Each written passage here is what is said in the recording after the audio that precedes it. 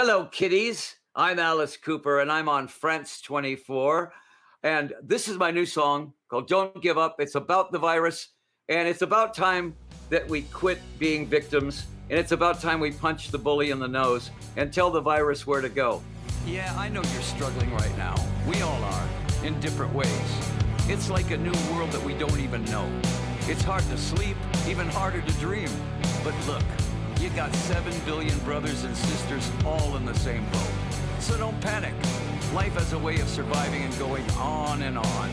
We're not fragile, and we sure don't break easy.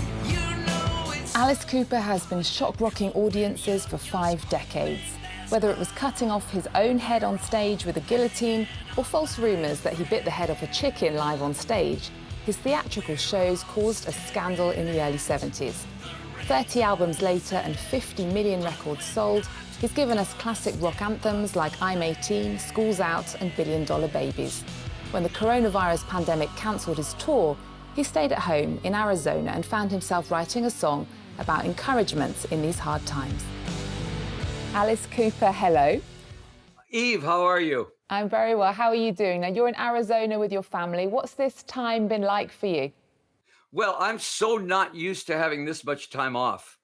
I mean, we're usually on tour all summer. And if I'm not touring with my band, I'm touring with the Hollywood Vampires, with Johnny Depp and Joe Perry and that band. So we had to cancel all the shows, probably 120 shows. And is it true that you have been taking tap dance lessons? Well, I look at it this way. Alice Cooper's always been a bit of a vaudevillain. And I always look at the old 40s movies, and it doesn't matter if the guy is Fred Astaire or if he's the bad guy. Everybody back then could tap dance. And I said, well, how come I can't tap dance? Now, the funny thing is my wife is from Joffrey Ballet. She could tap dance like that. I mean, she's Ginger Rogers, Both of my daughters are trained dancers. So it's all the guys out there trying to keep up with the girls, but it's fun. It's actually a lot of fun. And let's talk about your song, Don't Give Up. Why did you want to make a song about what we're going through now? Well, I think that it was coming from a different point of view. I felt that it was time for us not to be victims anymore.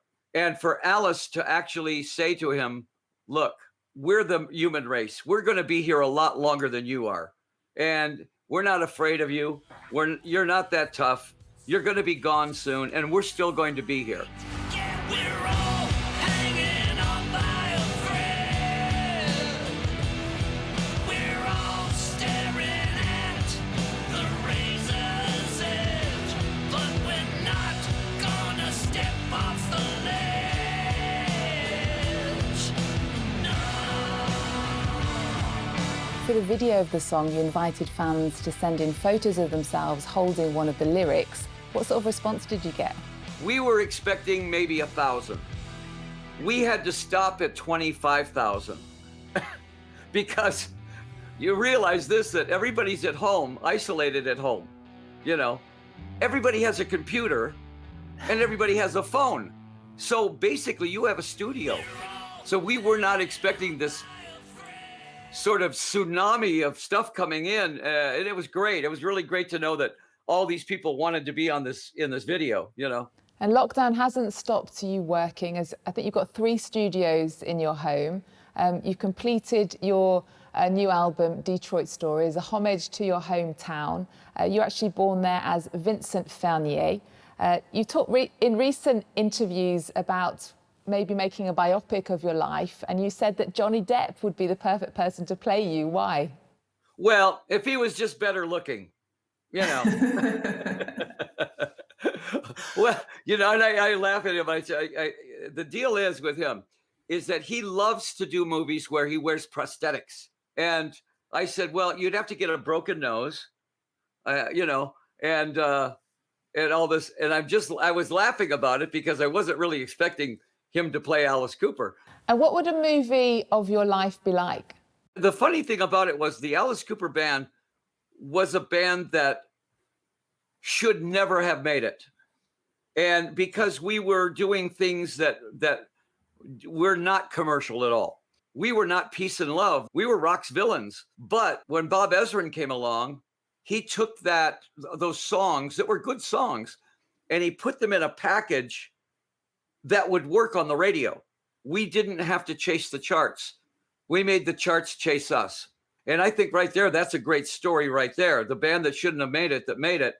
And there was the thing, my wife and I have been married 44 years.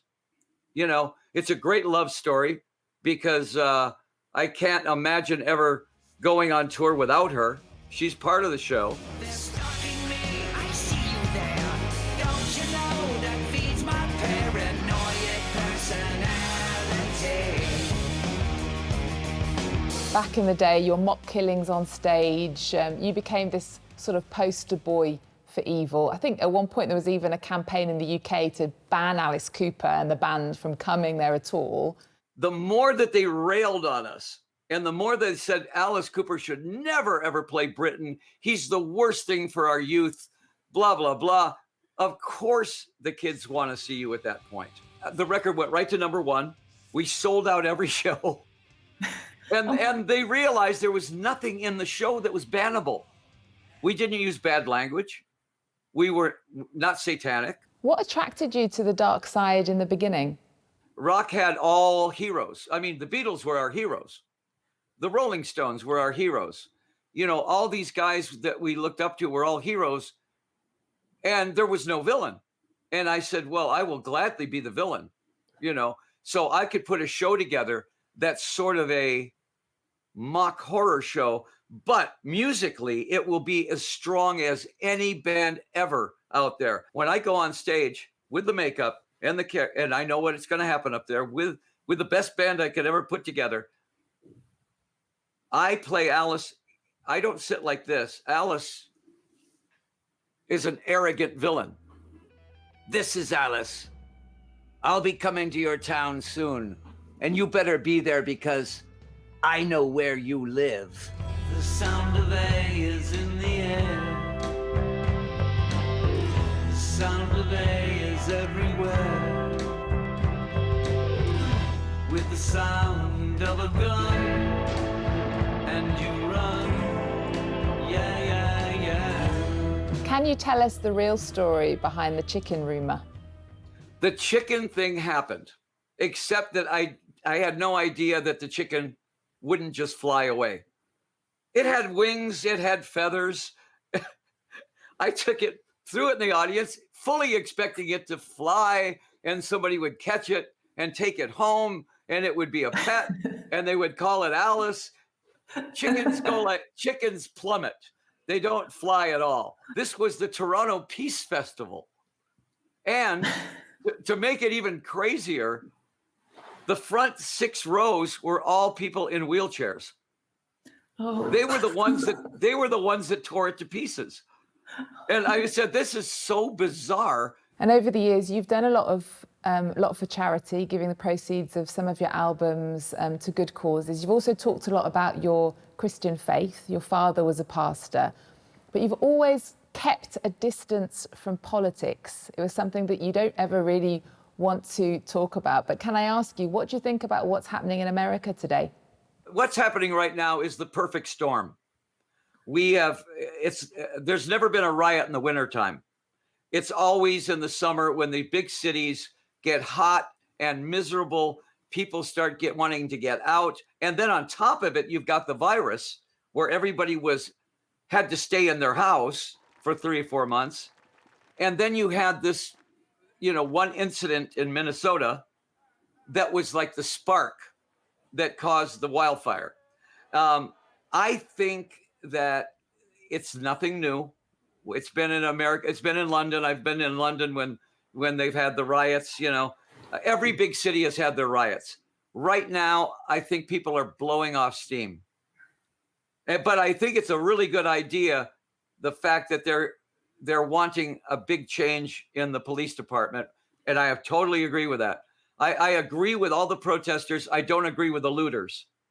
I think the looters are just people that are criminals. And I know in the past you've played golf with Donald Trump. What do you think about the way he's dealing with the COVID-19 crisis? I don't know any president that could do anything different. I'm not promoting him. I'm just saying, who would want that job of being the president? I can't. Obama came into the office a young guy. He left with white hair. John Lennon used to always try to get me into politics. And I would tell him, John, I am the vacation from politics. People come to see me so they don't have to think about politics. No more Mr. Nice Guy. No more Mr. Clean. I'm insane. I get confused every day. I'll tell you what, we definitely are going to need an escape after what's been going on this year. Your spring and summer concerts were cancelled. Your next date, I think, on your website says October. Do you think that's going to take place?